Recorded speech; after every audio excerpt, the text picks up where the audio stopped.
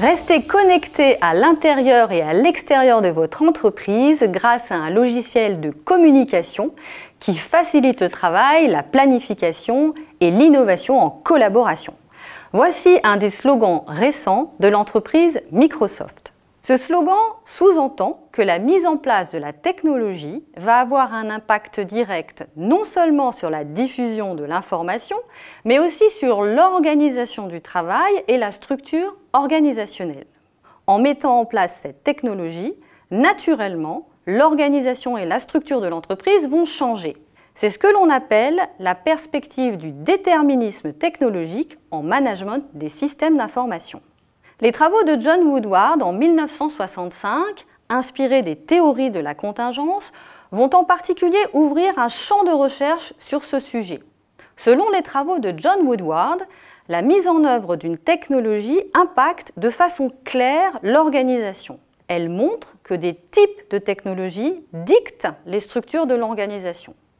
Selon elle, les similitudes des systèmes de production, donc les technologies employées par l'entreprise, expliquent les similitudes d'organisation des entreprises.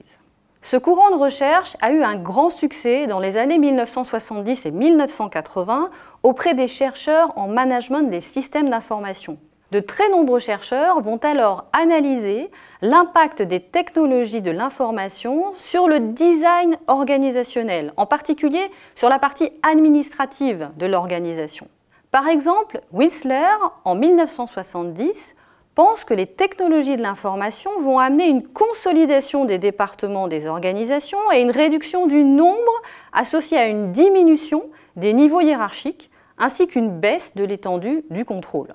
Toutefois, ces travaux seront très vite contestés. On va se rendre compte que la technologie a certes un effet sur l'organisation et la structure organisationnelle, mais qu'elle s'inscrit aussi dans un ensemble de pratiques, d'interactions, de jeux de pouvoir qui rend difficile l'identification d'un lien immédiat entre la mise en place de la technologie et l'évolution des structures de l'organisation.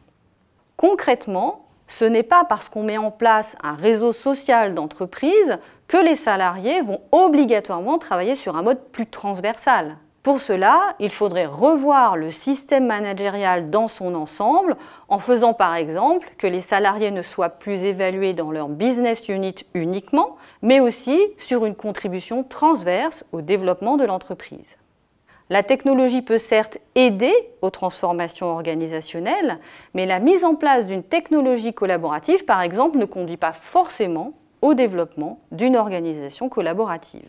Cette perspective du déterminisme technologique reste pourtant encore très influente dans les entreprises. Poussée par une vision ingénierique et solutionniste des problèmes organisationnels, elle conduit souvent les entreprises à mettre en place une technologie comme seul levier pour transformer une organisation. Ceci explique les nombreux échecs de mise en œuvre des technologies au sein des entreprises.